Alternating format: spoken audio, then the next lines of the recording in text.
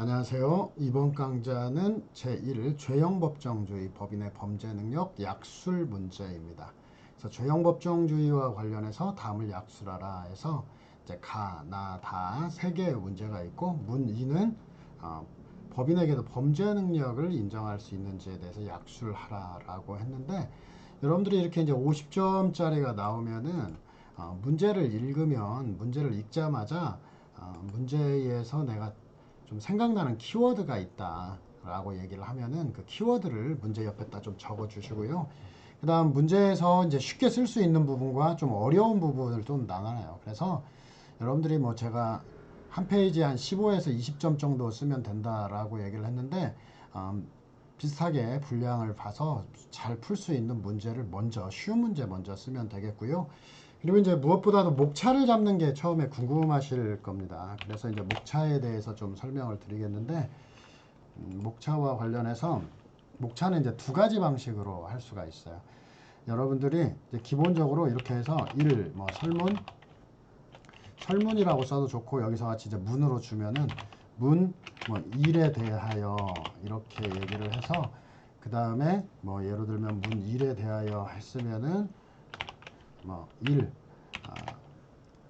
1-가에 대해서 가에 대하여 2-가에 대하여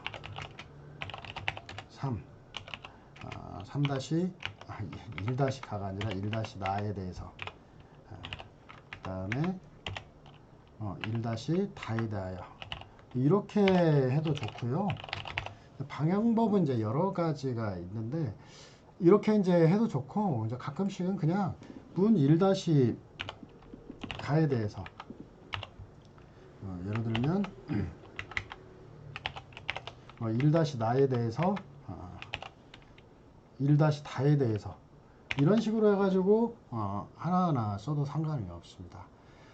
그래서 이제 목차에 대해서 전체적으로 여러분들이 알아두셔야 될 것 중에 하나는 어떤 그 목차에 있어서 제목을 반복하여 쓰지 말라. 전혀 무용한 일이고 시간 낭비입니다. 그냥 1-가, 1-다에 대하여도 안 써도 좋아요.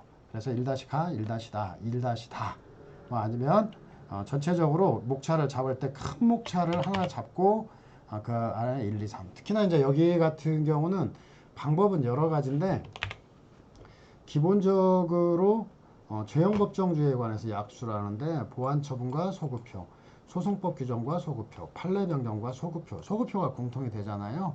그래서 그냥 하나에서 소급표 금지 원칙을 가볍게 서술하고 가나다에 대해서 별도 목차를 잡아서 설명해도 좋고요. 그래서 한번 예로 들은 설명인데 꼭 이렇게 목차를 잡을 필요가 없어요. 그냥 문 1-가에 대해서 해가지고 처음부터 써도 괜찮아요. 근데 세 개가 이제 공통되니까 조금 멋을 부려가지고 소급표 금지 원칙에 대해서 설명을 해서요. 형벌법규는 그 시행 이후 이루어진 범죄 행위에 대해서만 적용되고 어떤 시행 이전에 적용될 수는 없다. 형벌법규 시행 이전에는 소급하여 적용될 수 없다 해서 이제 죄형법정주의 내용 가운데 하나다 이렇게 소급표 금지 원칙 정의를 먼저 하나 써놨고 그리고 이제 첫 번째가 보완 처분에 대해서 소급표 금지 원칙이 적용되느냐 이렇게 이제 물어봤는데 여러분들이 이제 제가 말씀드렸듯이 이렇게 해도 돼요. 예를 들면은 뭐 예를 들면 문 1-가에 대해서 대하여 이렇게 해서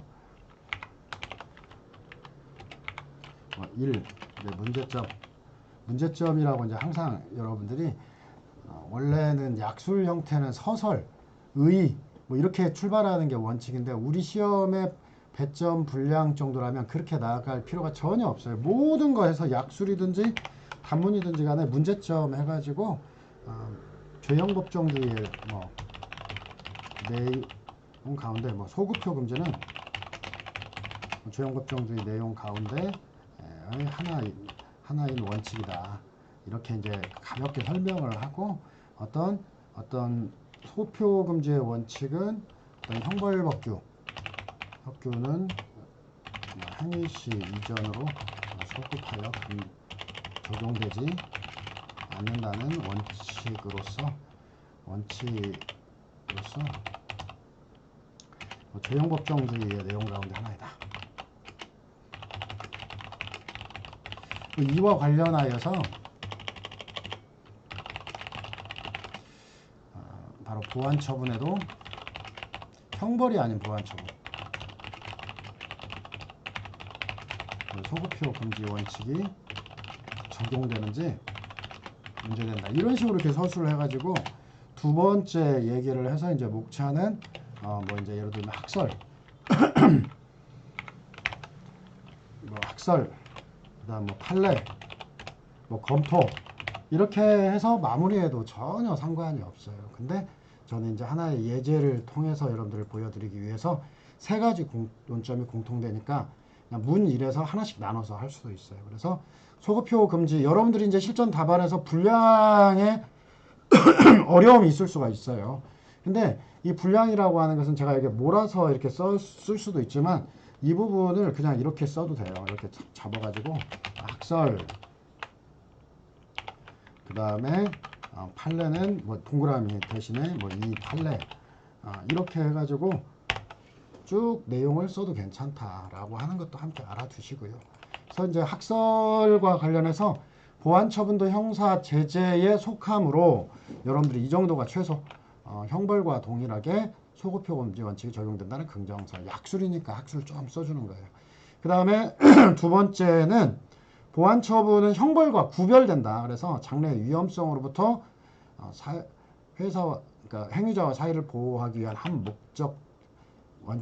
목적적 조치이기 때문에 적용되지 않는다. 즉 형벌과는 구별된다. 이렇게 형벌이 아니므로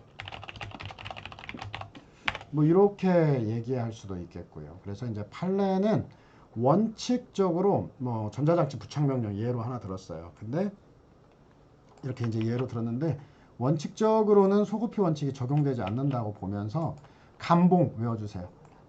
사회보호법상 보호감호라든지 가정폭력법상 사회봉사명령 해가지고 감봉이라고 여러분들이 외워가지고 이 감봉에 있어서는 실질적으로는 신체의 자유를 제한하는 처분이니까 소급표 금지 원칙이 적용된다. 이렇게 보았다라고 하는 거 감봉. 원칙적으로는 뭐 전자장치 부착명령이라든지 기타 보완 처분에 있어서는 원칙적으로 소급표가 적용되지 않는다라고 보고 예외적으로 감봉에 있어서는 보호감호라든지 어떤 사회봉사명령과 관련해서 실질적으로 신체 자유를 제한하는 처분은 소급표 금지 원칙이 적용된다 했고요.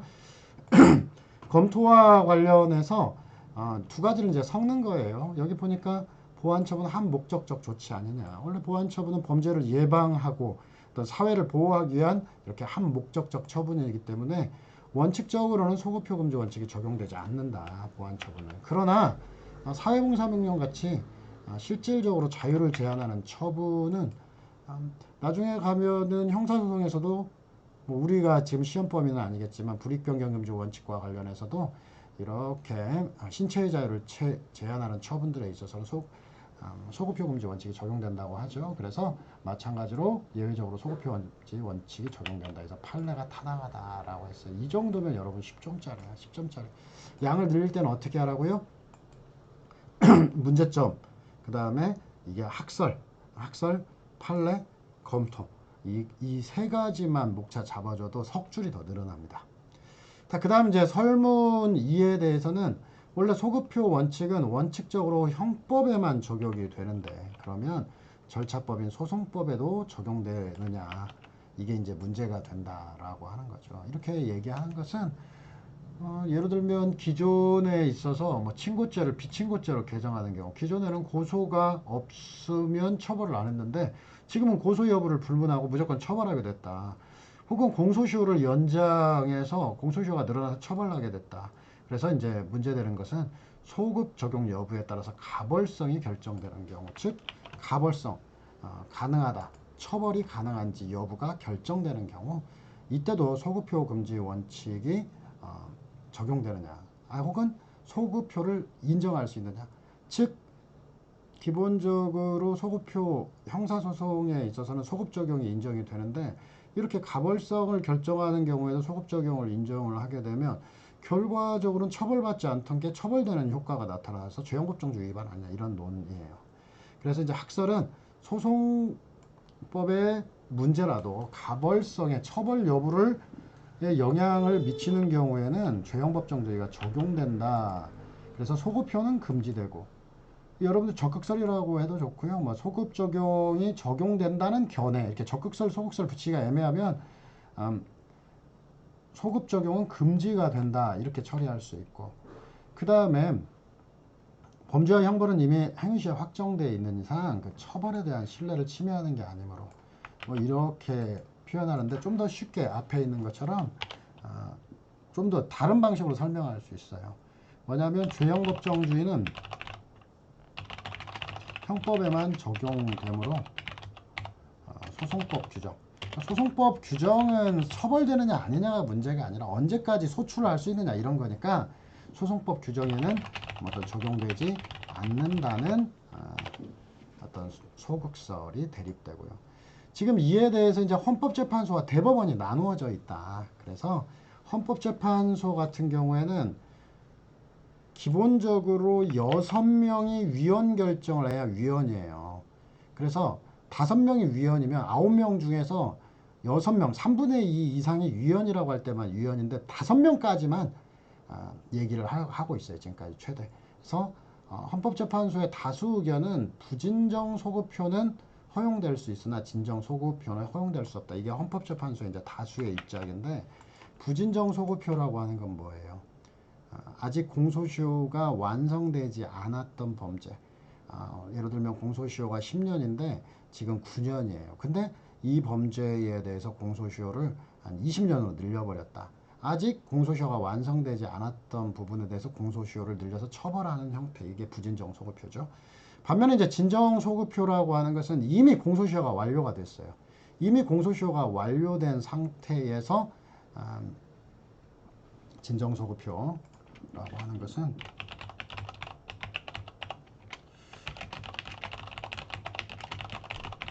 있는데 공소시효를 연장하여 처벌하는 형태가 이제 진정소급표인데 이건 허용될 수 없다고 보았는데 사실 5.18 특별법이 이제 관련된 문제인데요. 5.18 특별법에서는 사실 이게 공소시효가 완성됐느냐 완성되지 않았느냐가 해석상에 문제가 좀 있었던 사안입니다.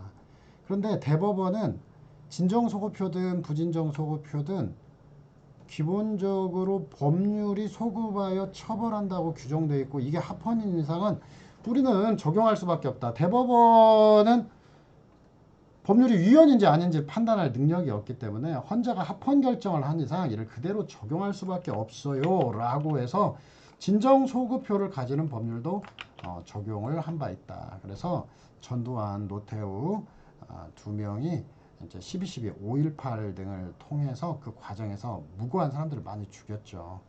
그래서 이제 이와 관련해서 뭐 내란 목적 살인이라든지 기타 다양한 범죄들이 나오게 되는데 이와 관련해서 해석은 이게 소급표가 완성됐느냐 완성되지 않느냐 논란이 있었어요. 근데 그러니까 소급표가 아니라 공소시효가 완성됐느냐 완성되지 않았느냐 논란이 있었는데 대법원에서는 그런 논란을 불문하고 일단 그 부분을 소급 적용한다라고 하는 소급 처벌 그 헌법재판소가 조금 더 보태면 어떤 소급 처벌 규정에 대해 합헌 결정을 한 이상 이것까지 포함시키면 더 명확하겠죠. 이를 그대로 적용할 수밖에 없다라고 해서 어떤 진정소급표가 가지는 법률도 적용한 바 있다. 자, 헌법재판소는 진정소급표와 부진정소급표를 나눠서 다수 의견이에요.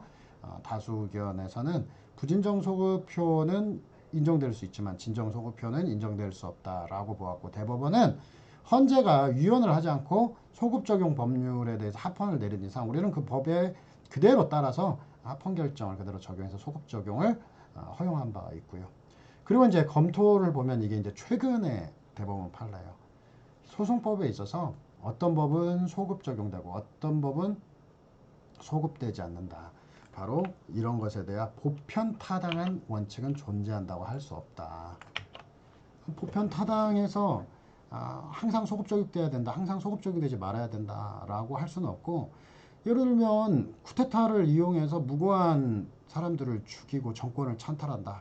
이런 경우에는 소급 적용할 수가 있고 이때는 어떤 구체적 정의가 더 중요하고, 또 어떤 경우에는 시간도 오래 지나고 경미한 범죄에 대해서는 그냥 소급 적용 없이 끝낼 수도 있다. 이렇게 왔다 갔다, 즉 공익적 필요와 신뢰 보호를 이의경량하여 결정하며 타당하다는 게 최근 판례의 태도입니다. 이게 바로 최근 대법원의 어떤 태도이다라고 보시면 되겠습니다. 그렇게 맞춰서 했습니다. 다시 한번, 소급표 금지에서 원래는 이론적으로 형법에만 적용되고 소송법에는 적용되지 않는다고 보는데, 공소시효를 늘리는 것은 사실은 어느 시점에 가가지고는 이미 공소시효가 완성돼서 처벌받지 않는데, 이런 사람들에 대해서 공소시효를 늘려서 처벌하는 규정이 되는 거 아니냐. 결국은 형식적으로 소송법이 아니라는 이유로 소급 적용이 소급에서 적용해가지고 처벌할 수 있다. 이건 죄형법정주의하고 위반 소지가 분명히 있는 거 아니겠냐. 그래서 이제 학설은 소송법도 이렇게 가벌성에 영향을 미치면 죄형법정주의가 적용된다는 견해와, 그게 아니라 죄형법정주의는 그냥 여러분들이 좀 더 쉽게 형법에만 적용되고 소송법에는 적용되지 않는다라고 얘기를 하고, 그 결과 소송법은 소급표 금지 원칙이 적용되지 않는다라고 하는 것은 소급 적용도 된다는 견해. 여러분들이 최대한 편하게 쓰시면 돼요. 죄형법정주의가 적용되어서 소급 적용이 안 된다는 견해와, 소송법에서는 소급 적용도 허용된다는 견해가 있고, 헌법재판소는 태도 정확히 다수견 부진정 소급표는 인정될 수 없으나 진정 소급표는 부진정 소급표는 인정되나 인정될 수 있으나 부진정 소급표는 인정이 안 되는 게 원칙이라고 봤고요. 반면에 대법원이 이제 나눠가지고 대법원에 있어서는 5.18 특별법과 관련해서 소급 적용하는 법률에 대해서 헌법재판소가 합헌 결정을 한 이상은 이에 대해서 진정 소급표를 가지는 법률도 적용할 수 있다라고 보았습니다. 그리고 우리 검토는 일도 양단으로 판단할 수 없다. 구체적 정의, 그 다음에 국민의 신뢰보호 양자를 비교 형량해서 결정함이 타당하다라고 마무리 졌고요. 그리고 이제 세 번째, 여기도 이제 차근차근 이제 목차부터 잡으면 돼요. 만약에 이제 이 부분이 하나만 나왔으면은 1 문제점 약수를 해서 뭐 이렇게 목차를 잡고, 뭐 그 다음에 2 학설, 학설 뭐 이렇게 해가지고 3 판례 뭐 이렇게 해서 나와도 여러분들이 상관이 없는데, 이걸 가나다라로 해놨어요. 그래서 기존에 처벌받지 않은 행위를 판례를 변경해서 처벌할 수 있느냐. 기존에 우리 판례에 의하면 처벌 안 되니까 그냥 믿고 처리를 했다. 근데 이거 판례를 바꿔갖고 처벌하면 어떤 신뢰보호의 원칙에 반하는 게 아니냐, 이런 논란이 있는데, 일단 판례가 사실상 구속력을 갖지 않느냐. 그래서 판례 변경도 소급표 금지가 적용되어야 된다라는 입장이 있고, 판례는 법률이 아니지 않느냐. 소급표 금지 원칙은 적용될 수 없다는 원칙이 있고, 그 다음에 이제 판례 변경과 관련해서 법적 견해의 변경이냐, 아니면 단지 사객관적인 법상황 변경, 이것을 어떤 사정 변경이냐, 단순한 사정 변경이냐. 어떤 것과 비슷해요? 동기설이라고 기억하시나요? 바로 어떤 한시법과 관련해서 추급표를 인정할 수 있느냐, 이 동기설과 관련해서 예를 들면 법적 견해가 변경된 경우에는 처벌할 수 없고, 단순한 사실관계의 변동인 경우에는 처벌할 수 있다. 이런 견해를 그대로 따왔다는 이제 절충설이에요. 그래서 법적 견해의 변경과 여러분들이 키워드로 해가지고 법적 견해의 변경, 단순한 법상황, 그냥 단순한 사정 변경이라고 좀 더 줄여서 양자의 경우를 비교해서 판단하는 절충설이 있고요. 우리 판례는 어떻게 보느냐, 확고합니다. 소급표 금지는 형벌법규가 소급하는 것을 금지하는 것이지, 판례는 판례 행위 당시 판례에 의해서 처벌 대상이 되지 않았던 행위를 그냥 쓰는 거예요. 판례 변경에 따라 이렇게 확인된 형법 조항에 근거하여 처벌한다. 법원이라고 하는 것은 법률의 의미 내용, 진정한 의미 내용을 확인하는 건데, 기존에 잘못 확인했다. 형법 규정은 그대로 존재를 하는데, 기존의 법원에서는 형법 규정의 의미 내용을 잘못 확인했는데, 잘못 생각을 했는데, 판례가 바뀌어가지고 이 법조문의 진정한 의미 내용을 확인한 것일 뿐이지 법조문의 변경은 아니다. 판례 변경에 따라서 확인된 형법 조항에 의해서 처벌한다라고 해서 형벌 불소급 원칙에 반하지 않는다. 여러분들이 여기 앞에를 다 모여도 그냥 뒤에 이건 살려줘야 돼요. 판례 변경에 따라 확인된 내용의 형법 조항. 이게 무슨 말? 옛날에는 해석을 잘못했는데 원래부터 그 법조문의 해석은 이렇게 해야 된다. 전원합의체로 바뀐 판례. 이렇게 판례에 의해서 어떤 확인된 형법 조항을 근거해서 처벌한다. 이것은 형벌 불소급 원칙에 반한다고 할 수 없다. 이렇게 해서 판례 변경으로 처벌할 수 있다는 입장이고요. 그리고 검토도 이론적으로 형사처벌의 근거가 되는 것은 법률이지 판례가 아니므로 해서 끝난다 이거예요. 여러분들이 힘들게 두 번 안 써도 되고 형법 조항에 의해서 판례 변경은 법률 조항의 내용을 확인하는 게 지나지 아니하여 법률 조항이 변경된 게 아니다. 형사처벌의 근거가 되는 것은 법률이지 판례가 아니므로 판례 변경은 조금 더 쓴다면 법률 조항 자체가 변경된 것이라 볼 수 없으므로 소급표 금지 대상이 아니라고 봐야 된다.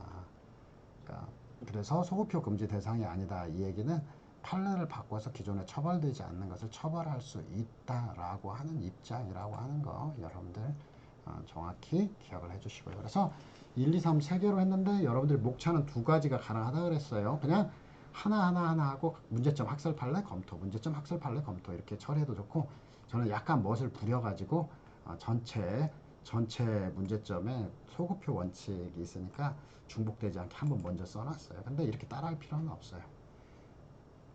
자, 이제 두 번째 문제는 제목을 빼버렸어요. 법인의 범죄 능력.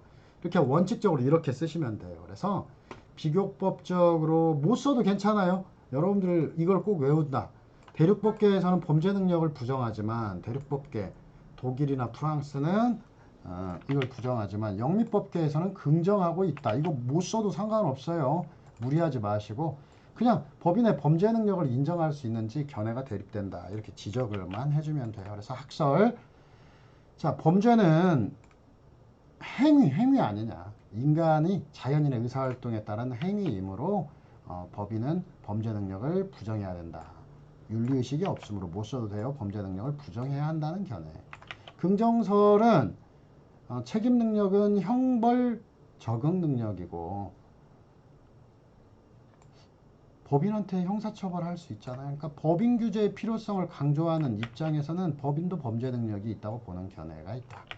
훨씬 더 가볍게 순서를 바꿔서 법인에 대한 규제의 필요성을 강조하면 법인도 범죄 능력이 있다. 좀 더 쓴다면 뭐 범죄 능력, 책임 능력은 형벌 적용 능력, 어떻게 형벌을 받을 수 있느냐.